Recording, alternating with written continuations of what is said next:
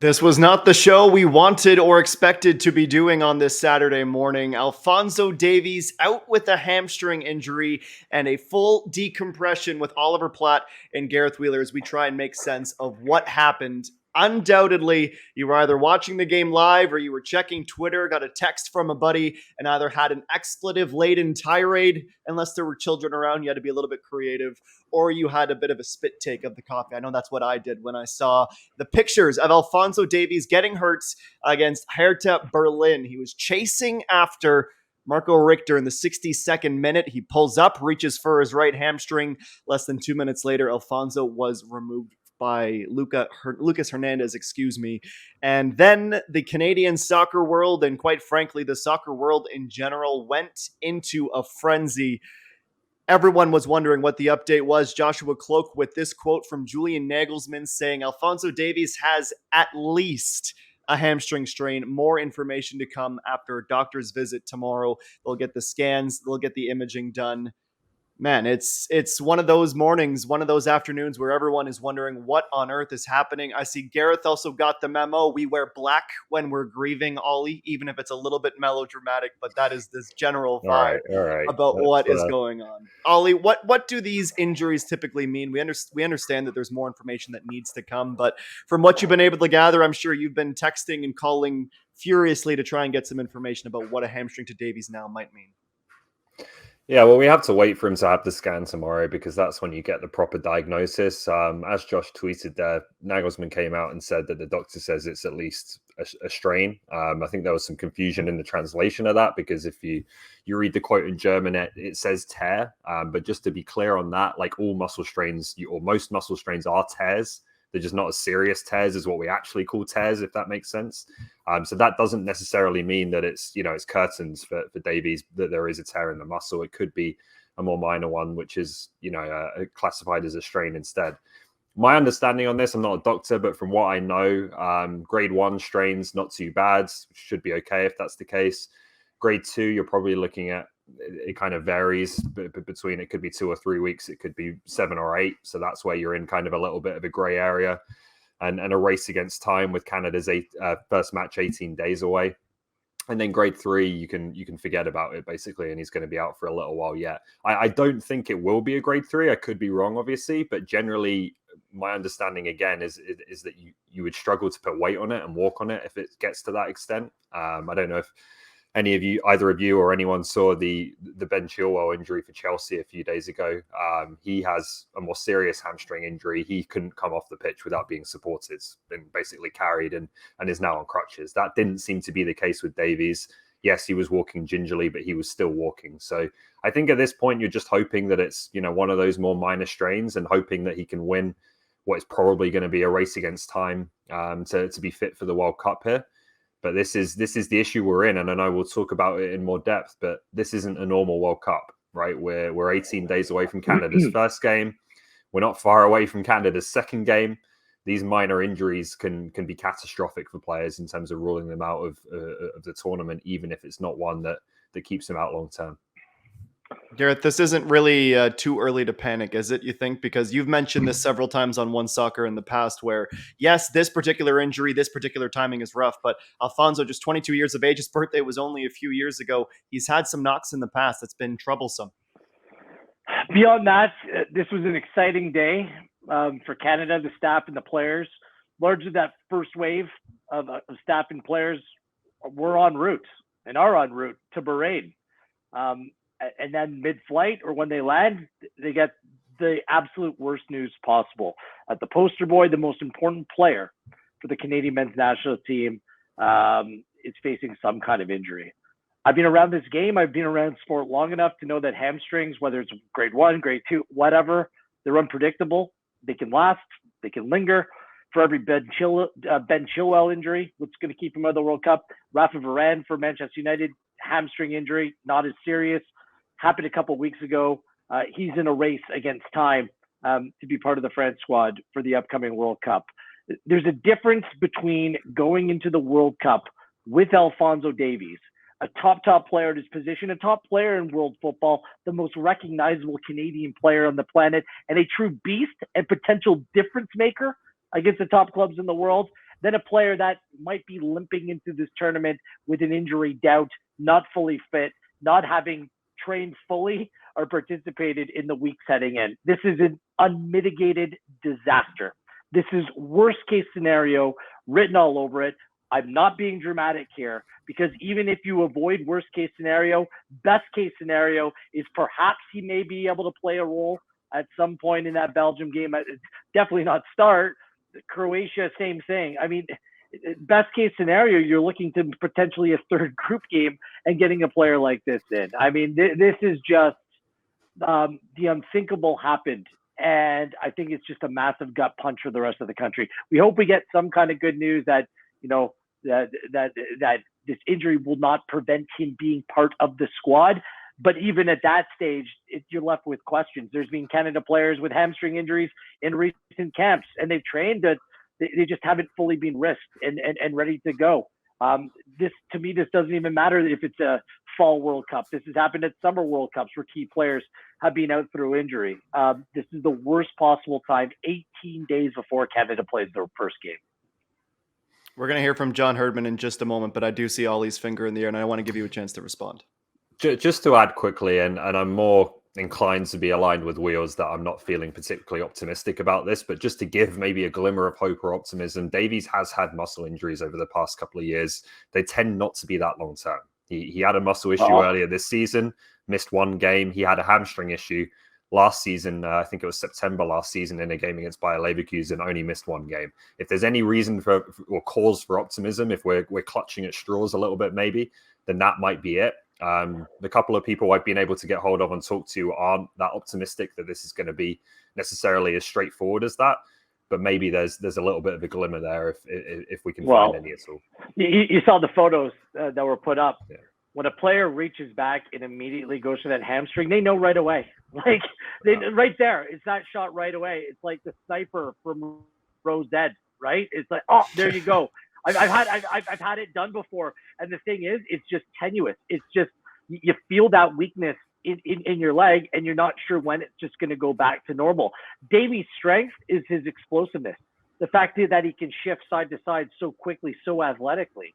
Even if you want to test it and you want to play quote unquote injured come a World Cup, that affects you as a player. I'm telling you, from personal accounts, from people I know for covering this game, as long as I have, you would rather have that knock or another injury. Hamstrings are an absolute nightmare because of the unpredictable nature. So even when it comes out grade 1, grade 2, grade 3, Ollie's right. You're going to know that you're going to be out for months. N'Golo Kanté, his hamstring couldn't recover. He had to have surgery. He's going to be out another 3-4 months. He's going to miss the World Cup for France. That's worst case scenario. And if you're a Bayern Munich fan, that's what you're focusing on right now. For a Canada fan, I'm not sure what that good news will be, because even the best news possible still isn't going to be great. Yeah, the best case scenario would have been Nagelsmann coming out and saying it was just a cramp and it just felt wrong. That's not what happened. So there will be some kind of fallout. And honestly, let's put some attention on Alphonso too. How many times, especially for us on One Soccer, have we seen that commercial from when Canada was bidding to host the World Cup? My name is Alphonso Davies. I'm a proud Canadian citizen, and my dream is to represent Canada at the World Cup. For him to be anything but 100% is going to be absolutely devastating. And, it's the supporters that feel it, but that it is going to weigh on Fonzie until the very last second when he gets some information either way. Let's rewind a little bit. Can I add something? You always may. That? Like, this is, he's the poster boy of Canadian soccer. Like, he has his own rights in individual jersey deals because he sells 75% of the jerseys of Canada have his name on the back. Like, marketing campaigns heading into this World Cup are built around Canada, but they're really built around Alphonso Davies, right? And that's no disrespect to any of the other players or what's going on in the team. Davies is big. Davies worldwide is bigger than what Canada soccer is. This is the type of impact you're losing. So there's a knock-on effect for the marketability. People are still going to tune in, watch, consume, but no Alphonso Davies, it has a knock-on effect for every little piece of this production and the way this team will be viewed. And we were all hoping that they go knock it out of the park this time, and maybe that expedites that build or the maturing of the Canadian soccer ecosystem even more so. So look, fingers crossed that I'm really wrong on all this and it's crisis averted, but I think that any stakeholder in the Canada game, let alone Davies and his family and everyone around him, I mean, this is just a punch to the gut. Well, we will pour one out for the Crocs marketing team. I'm keeping them in my thoughts in this very moment. And BMO, and like, yes. and there's a number of other sponsors that will have World Cup marketing campaigns built about them, or around the CTV TSN broadcast. Like, there's a huge knock-on effect here. Ollie, you look like you want to add something. No, I just feel for him, to be honest with you. Like, Wheels is right. There's so many knock-on effects to all of this, and it is a big deal, and it shouldn't be dismissed. But like, as disappointing as it is for us as fans and media and watching the tournament and so on, you just feel for the player. Like, he's been waiting for this his whole career, right? He's played such a big part in getting us here. Like, it's one of those things that's just not very fair, but that's football. Well, I don't think John Herdman was necessarily looking into his crystal ball and forecasting doom when he was asked about the timing of the World Cup, how you potentially mitigate losses of players, Alphonso Davies or whomever. But he did have this to say to the media. Every game we're monitoring, you've just got that sort of pit in your stomach that you're going to lose a critical player. But I think it's going to happen. I mean, these things happen. Losing Scott Kennedy was awful. I mean, it's because it's what's coming. It's the conversations that you've got to have with the player, and it is tough. But I'd say, look, I mean, if you'd said we'd go 7 games in a 14-game qualification campaign without Alphonso Davies and still finish top of CONCACAF and get a 9-point window in the January period without him, no one would have backed Canada to have achieved that. So I do know that we've built a strong culture here. We have got a good next man up sort of chemistry in this group, but we are aware that this is the world stage now. This is next level. It's not CONCACAF, and you do need these players. The top players need to be there. So that was John Herdman speaking about the potential worst case scenarios, losing players. And he's right. This is no longer just CONCACAF. Again, saying every game we're monitoring, you got that awful pit in your stomach. And I'm sure that's exactly what he felt today. Ollie, I know that there is a lot going on with this World Cup in particular, where it was, how it was awarded, et cetera, et cetera. And those are very valid and worthwhile stories. But one of the things that we're all adjusting to as football media supporters and players is the timing of Qatar. It seemed like it had maybe not disaster written all over it, but there were a lot of things that associate with changing international windows and how congested things are with club teams who are still trying to win and compete for trophies and then releasing their players to a month-long event. I know you have a lot of feelings on this particular issue in terms of the timing of the World Cup. I mean, it's a joke, Adam, isn't it? Like, it's not my biggest issue with the Qatar World Cup by a long way. I think there's more serious things that are at play here, but just the playing this World Cup at the time of year we're playing it was never a good idea. Everyone knew it wasn't a good idea, and it's a decision driven completely by money and by wanting to take this World Cup to Qatar for the reasons that are well documented by now, and the bidding process that happened all those years ago, which was farcical and corrupt, quite frankly. So now we're in a situation where, look, there's always going to be injuries at a World Cup. There's always going to be, a handful of players that you'd love to see there that are missing because of long-term injuries. But short-term injuries usually aren't an issue. Like the 2018 World Cup, there was 3 weeks, I believe, from most leagues' end of their season to the start of the World Cup. The Premier League was a weekend earlier, so there was a full month for players in that league to recover. Now we're talking about 1 week between next weekend's last games and the start of the World Cup in Qatar. And you just create a situation where 2-3 week injuries that normally wouldn't matter in the lead up to a World Cup and could be recovered in that break become absolutely catastrophic and end tournaments. And Davies isn't the first player. He won't be the last. You add into that the way in which the timing of this World Cup in the middle of the European club season has compressed the schedule as well. Like since the last international break in September, Bayern have been playing Saturday, Tuesday, or roughly, you know what I mean, every single week. And Davies is playing all those games. Like it's too much. We talk about year after year after year, we're playing too much football. The fixture congestion is getting out of control. We never actually do anything about it, right? It's just getting worse. And this is, I think, one of the most glaring instances yet of just a money-driven decision, a greed-driven decision that just screws over the players in the game at the expense of other things. Gareth? I wonder if the club takes some responsibility here. Bayern Munich are a wonderful club. They won 10 Bundesligas in a row, but for whatever reason, it seems like they must play Alphonso Davies just about every minute of every game. They played Champions League Tuesday, Ollie.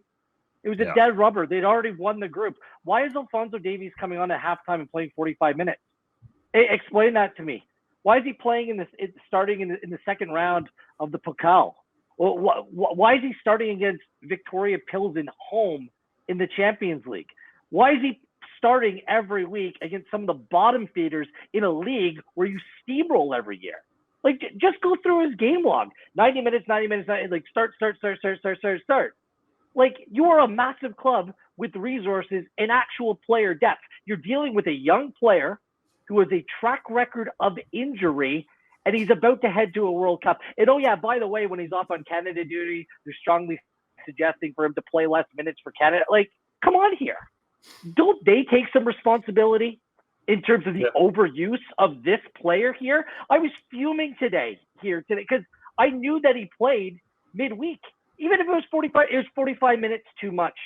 You know, they need to be smarter as well. So it's not just about, and you're right with some of your criticisms. That's fine.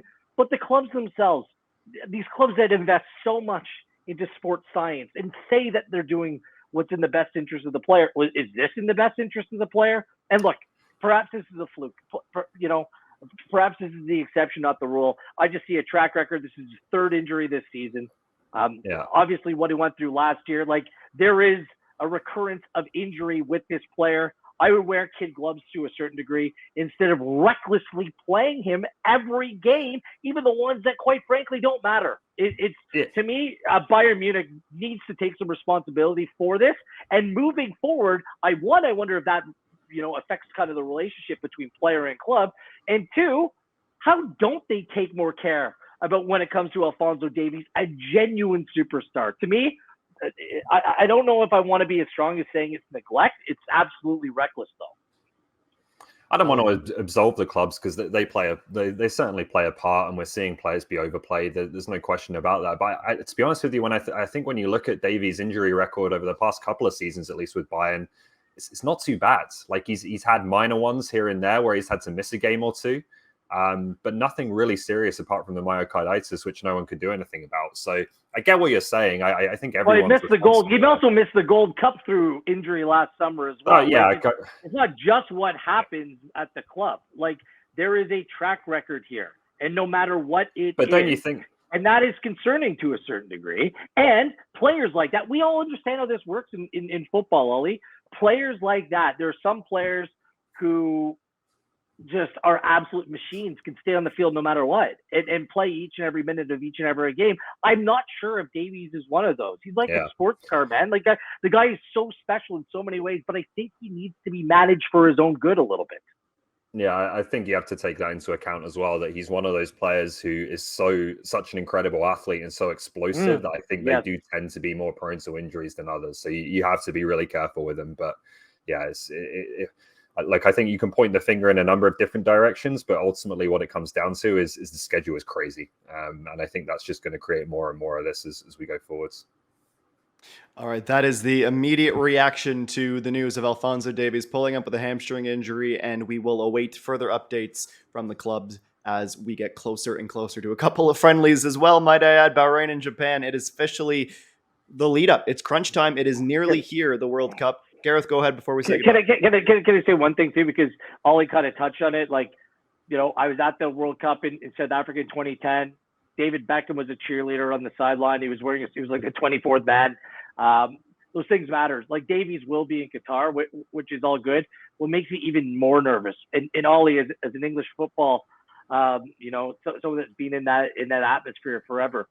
You know, Beckham, Rooney going to World Cups, Neville, like, not fully fit, like, and not being able to play their best because of it. That makes me nervous as well, right? Like, just that lingering issue, and you can put on a game face, you can try your best and play, but oftentimes, Ollie, that obviously ends up affecting performance as well.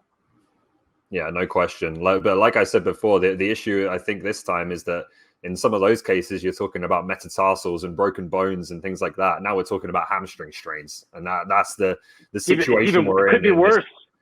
Ligaments Yeah, and hamstring, like these things are worse. Yeah, I think that's the situation we're in, though, with this World Cup, is that there's just no turnaround. There's no time to get yourself ready. You're either ready on that last weekend of the European club season or you're not. And if you're not, then you've got a problem.